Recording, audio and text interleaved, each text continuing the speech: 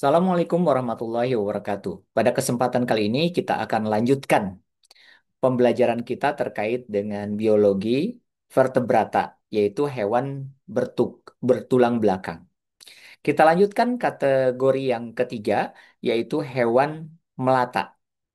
Ya,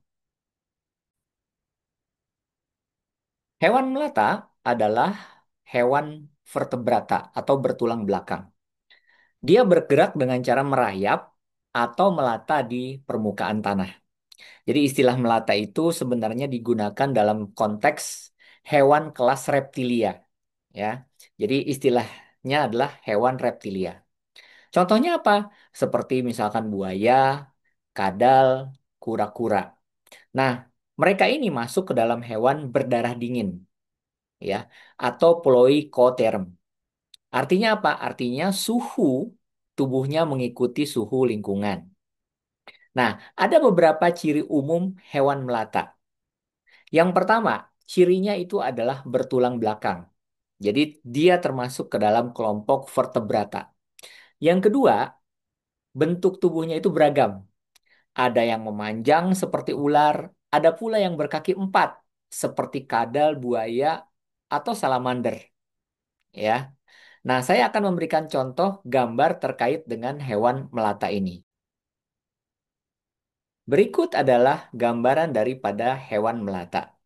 Nah, di sini Anda bisa melihat reptilia ya atau hewan melata itu.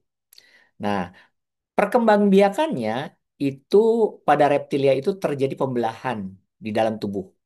Nah, beberapa reptilia misalkan ular dan kadal, tetapi ada juga yang bersifat ovovivipar. Nah, em, kemudian biasanya hewan melata ini atau reptilia ini kulitnya bersisik keras dan kering. Fungsinya untuk apa? Melindungi tubuh dari kehilangan air. Ya, jadi adaptasi terhadap lingkungan darat. Kemudian mereka berkembang biak dengan cara bertelur atau istilahnya adalah ovipar, bertelur. Tetapi sebagian juga ada yang ovovivipar. Apa itu Pak ovovivipar? Ovovivipar itu adalah telur menetas, tetapi dia menetasnya di dalam tubuh induknya. Jadi dikeluarkan tidak dalam bentuk telur, jadi menetasnya dalam tubuh induknya kemudian dikeluarkan. Nah, itulah yang disebut sebagai ovovivipar. Seperti ular, buaya itu dia bertelur yang disebut sebagai ovipar, ya. Nah, makanan mereka beragam. Ada yang pemakan tumbuhan, herbivore, ada yang pemakan daging, karnivor, ada juga yang memakan kedua-duanya, yang disebut sebagai omnivora. Nah, hewan ini bernafas dengan paru-paru, meskipun beberapa dapat membantu pernapasan melalui kulit atau rongga mulut. Nah, di dalam gambar itu saya perlihatkan klasifikasi ya hewan melata ya. Nah, di situ Anda bisa lihat bahwa sebentar. Hewan melata itu diklasifikasikan menjadi beberapa bagian ya, menjadi empat. Yang pertama itu adalah Ordo Squamata. Ordo Squamata ini adalah bersisik ya, ciri-cirinya ya. Yang pertama nih, Ordo Squamata. Si squamata ini contohnya apa, Pak? Contohnya adalah ular, biawak, tokek ya. Itu squamata. Nah, ciri-cirinya tubuhnya bersisik, kemudian tubuhnya lentur, banyak yang lidahnya panjang dan bercabang. Ya, mungkin Anda suka sering lihat di YouTube ya orang menangkap kobra ya, itu ularnya apa? Lidahnya panjang dan bercabang. Ular itu tidak memiliki kaki ya, sedangkan kadal itu ada yang berkaki empat. Jadi ada yang tidak punya kaki, ada yang berkaki. Ini yang pertama, squamata bersisik contohnya ular. Yang kedua, ordo yang kedua itu adalah Chelonia, ya Chelonia, yaitu kura-kura dan penyu. Nah, jadi ada juga labi-labi, ya yang mulutnya itu monyong itu labi-labi. Nah, ciri khasnya dia biasanya memiliki cangkang keras yang menyatu dengan tulang rusuk di belakang, seperti di punggungnya itu ada semacam cangkang keras. Kemudian dia bergerak sangat lamban, ya. Nah, ini yang kedua. Ordo Chelonia. Kemudian yang ketiga ada Ordo Crocodilia. Nah, ini gampang mengingatnya, crocodile. Crocodile itu buaya, Ordo Crocodilia. Contohnya adalah buaya, kemudian aligator, ya, gavial. Nah, jadi ciri khas tubuhnya itu biasanya besar, rahangnya itu kuat, kemudian hidup di air dan juga di darat. Bahkan buaya juga bisa ke tengah laut. Jadi kawan-kawan saya ada yang bekerja di kilang minyak lepas pantai ya, ternyata di bawahnya itu masih ada dia bisa melihat buaya, bisa ke tengah laut. Jadi dia termasuk predator ya, predator puncak. Dan ordo yang keempat ada yang disebut sebagai Rhinzocephalia atau reptil purba. Nah, contohnya apa? Mungkin Anda pernah dengar yang namanya tuatura, ya, Sphenodon punctatus dari Selandia Baru. Nah, ciri khasnya ini apa? Bentuknya mirip kadal, ya, tetapi dia merupakan fosil hidup dari zaman Mesozoikum. Jadi dia ini hewan tua, ya, si reptil purba ini.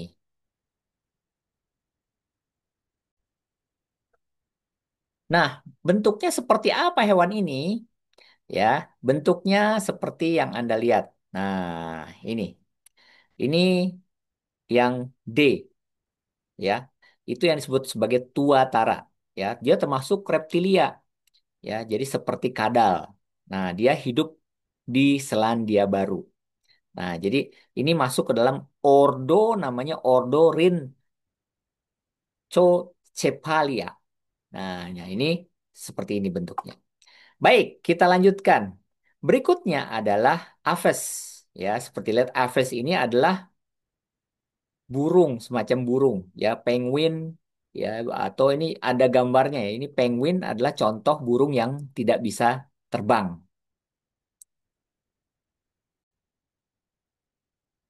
Baik, gambarnya seperti apa? Ini akan saya share ya terkait dengan hewan aves yang masuk ke dalam kategori aves.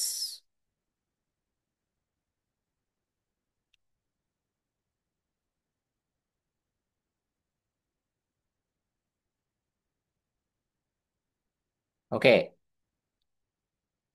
aves ya adalah kelompok hewan. Dia masuk ke dalam kategori hewan bertulang belakang juga atau vertebrata, ya. Jadi eh, dicirikan ini adanya bulu, ya, biasanya kalau pada burung itu ada bulu. Kemudian dia bisa terbang. Jadi pada sebagian besar anggota aves ini bisa terbang, kecuali penguin ya. Kalau penguin dia tidak bisa terbang. Nah, jadi burung itu merupakan salah satu kelas pada filum Chordata, ya. Nah, subfilumnya itu vertebrata. Jadi vertebrata, hewan bertulang belakang di bawahnya itu adalah chordata. Dan merupakan hewan yang sangat beragam. Ya, kalau di dunia ini ada sekitar 10.000 jenis spesies aves atau burung ini. Nah, kalau misalkan cek klasifikasi ilmiahnya, dia masuk dalam kingdom Animalia. Jadi kingdom itu ada dua ya, ada Plante, ada Animalia. Dia masuk ke dalam Animalia. Kemudian filumnya Chordata, kemudian subfilumnya itu Vertebrata, dan kelasnya apa? Kelasnya adalah Aves. Nah, jadi ciri-cirinya satu, tubuhnya ditutupi bulu ya, semua sudah tahu. Kemudian kerangka Aves ini ringan dan kuat, makanya dia bisa terbang. Jadi tulang burung ini berongga, ya, pneumatik. Jadi membuat tubuh ringan namun tetap kuat untuk bisa terbang. Kemudian aves atau burung ini berdarah panas. Ya, jadi suhu tubuhnya itu stabil, memungkinkan dia beraktivitas tinggi tanpa tergantung suhu lingkungan. Kemudian sistem pernafasannya dia sangat efisien. Sebagian besar menggunakan paru-paru atau bahkan ada juga yang punya kantong udara tambahan. Nah, kemudian berkembang biak secara apa nih Aves? Kebanyakan Anda sudah tahu ya, Aves itu bertelur. Ya, jadi telurnya ini memiliki cangkang keras. Kemudian alat geraknya berupa sepasang sayap dan kaki. Nah, jadi ini klasifikasi Aves. Anda bisa lihat dia hidup di mana? Aves itu tersebar hampir di semua habitat di dunia ada. Di hutan ada, di padang rumput ada, di laut ada, pegunungan ada, bahkan di kutub juga ada.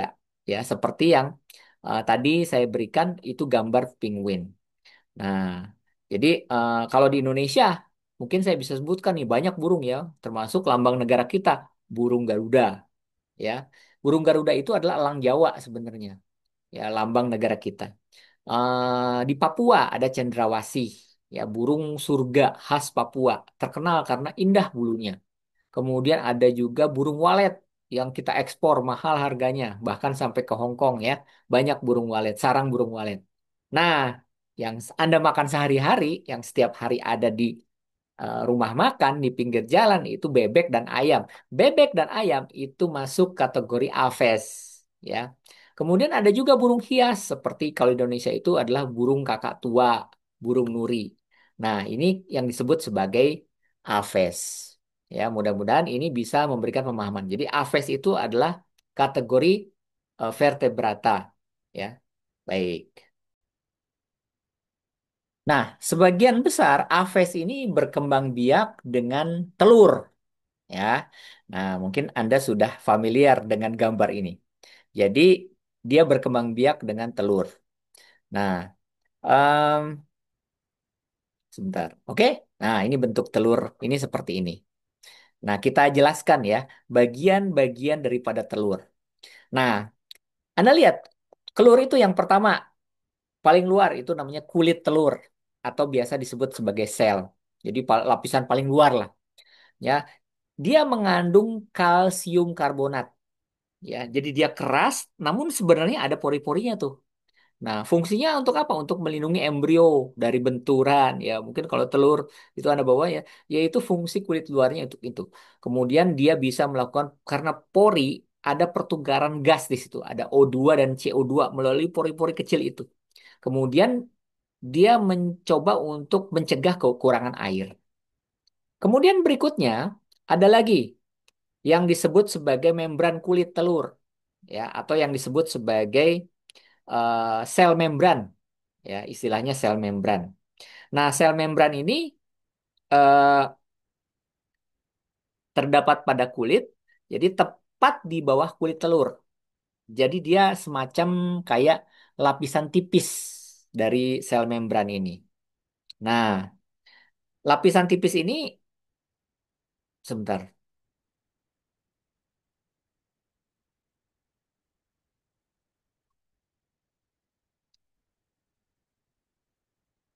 Berfungsi untuk apa? Jadi dia berfungsi untuk melindungi bagian dalam telur ya dari infeksi mikroba. Kan bisa saja ada mikroba yang masuk. Kemudian untuk menyaring udara. Nah, kemudian di bagian telur juga Anda lihat ya, itu ada yang namanya rongga udara atau yang disebut sebagai air sel. Jadi letaknya di ujung tumpul telur di antara dua membran itu ada rongga udara. Nah, sehingga eh, yang ada di dalamnya itu menyediakan cadangan udara untuk embrio sehingga dia bisa berkembang dan terus sampai menetas gitu ya. Kemudian ini yang Anda suka makan gitu kan. Kuning telur, sorry, putih telur. Putih telur itu disebutnya albumen ya. Nah, saya kembalikan ke gambarnya lagi. Nah, ini ada putih telur ya di baik yang warna biru itu ya, itu putih telur disebut sebagai albumen. Nah, putih telur itu mengelilingi kuning telur. Fungsinya dia untuk apa? Dia ada cadangan air, ya, dan protein bagi embrio selama berkembang. Jadi si embrio itu kan butuh protein. Nah, difasilitasi oleh putih telur. Kemudian dia juga melindungi kuning, kuning telur dari benturan tuh, yang putih telur. Kemudian mengandung enzim antimikroba. Kemudian ada juga kuning telur. Nah, kalau bahasa ilmiahnya itu disebut sebagai yolk kuning telur. Nah, jadi bagian tengah telur, nah dia berwarna kuning atau Anda mungkin bisa melihat oranye ya, agak keoranyean. Nah, jadi ini adalah cadangan makanan utama untuk embrio, ya calon aves atau calon anak dari hewan tersebut. Nah, untuk embrio, jadi ada lemak, protein, vitamin. Nah, itu disediakan cadangan makanannya di kuning telur. Kemudian di kuning telur ini juga mengandung nutrisi pertumbuhan awal dari anak burung itu ya. Kemudian mengandung germinal disk atau cakram embrio. Sangat tempat dimulainya perkembangan embrio setelah dia terjadi pembuahan ya. Kemudian ada yang namanya kalaza ya. Jadi ada semacam dua tali di telur itu ada dua tali seperti yang Anda lihat di gambar.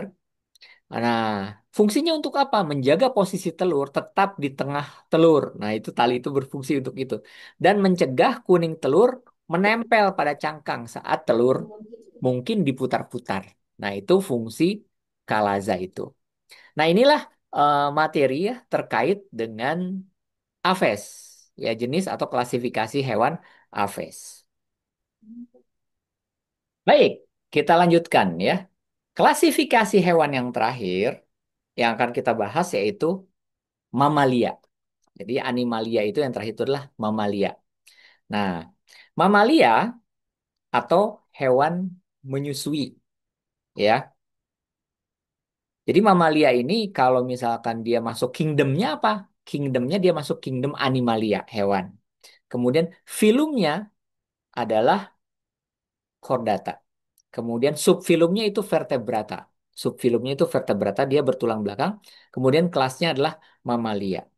Nah, ciri umum hewan mamalia yang pertama, sesuai dengan namanya mamalia, berarti dia menyusui anaknya. Ya, dia punya kelenjar susu, namanya glandula mammae. Kemudian biasanya mamalia ini tubuhnya tertutup rambut dan bulu halus, ya, yang berfungsi untuk pelindung sebenarnya bulu itu untuk pengatur suhu, ya. Nah, kalau pada manusia, manusia itu masuk ke dalam mamalia. Kenapa? Karena kita punya rambut tipis ya pada manusia. Kemudian hewan mamalia ini berdarah panas. Suhu tubuhnya itu tetap stabil meskipun suhu lingkungan dia berubah-ubah. Kemudian jantungnya terdiri dari empat tuh ya. Jadi dua atrium atau selambi dan dua ventricle atau bilik. Dan memisahkan darah besi dan darah kotor secara sempurna nih hewan mamalia ini. Kemudian apa? Berkembang biaknya secara apa? Secara vivipar biasanya atau melahirkan ya.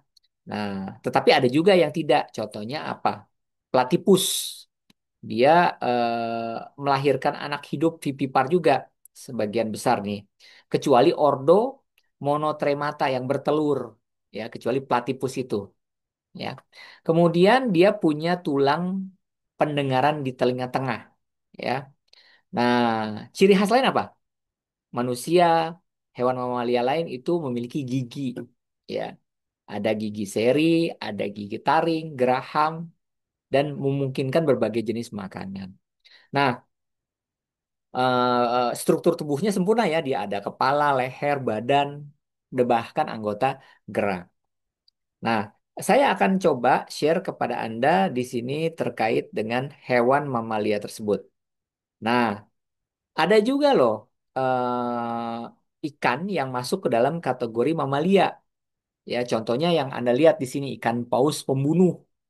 Bahkan kelelawar itu bukan kategori aves, bukan kategori burung ya, tetapi dia mamalia yang dapat terbang. Ya, jadi tidak selamanya mamalia yang tidak selamanya itu yang hidup di laut berenang itu masuk kategori Pisces enggak, tetapi ada juga ikan paus pembunuh ini dia melahirkan dan menyusui.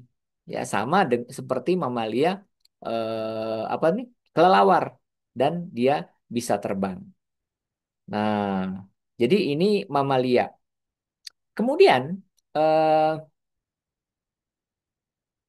mamalia itu saya bisa kelompokkan nih. Ada yang hidup di darat, ya. Contohnya gajah, harimau, rusa, manusia itu hidup di darat tuh. Jadi dia beradaptasinya dengan kaki dan berjalan, kemudian berlari. Kemudian ada mamalia yang hidup di air. Contohnya apa? Paus. Jadi dia menyusui, tapi hidup di air coba. Paus, lumba-lumba, duyung. Kemudian ada mamalia yang hidup di udara. Contohnya apa? Contohnya kelelawar, ya. Jadi kaki depannya itu bisa berubah menjadi sayap, gitu. Kemudian ada lagi mamalia yang mungkin Anda pikir, ah ini antara mamalia atau amfibia ya. Dia hidup di dua alam. Ya, ada yang seperti itu. Tadi saya sebut platypus, ya. Jadi platypus itu mamalia yang hidup di dua alam. Dia menyusui. Kemudian apalagi kudanil. Nah, mungkin Anda pernah lihat kudanil, itu juga mamalia. Ya, wah Pak, dia hidup di air dan hidup di darat. masuk amfibia? Enggak, dia masuk mamalia. Kenapa? Karena hewan menyusui. Kemudian apa lagi? Ada di sungai itu yang hidup yang suka membangun bendungan yang kita sebut sebagai berang-berang. Nah, itu masuk mamalia. Jadi mamalia ini yang sering kita lihat. Di Indonesia banyak. Di Indonesia ada yang namanya gajah Sumatera, ya, harimau Sumatera, kemudian kelelawar di Indonesia banyak. Lumba-lumba juga ada. Kemudian apa lagi? Orang utan, ya, yang sering kita makan, sapi, kambing, ya, lembu. Nah, itu adalah mamalia. Oke, jadi kita sudah menjelaskan ketiga jenis hewan ya, mulai dari reptilia, kemudian dari burung, dan terakhir itu adalah mamalia. Oke, inilah materi yang terkait dengan ilmu pengetahuan alam.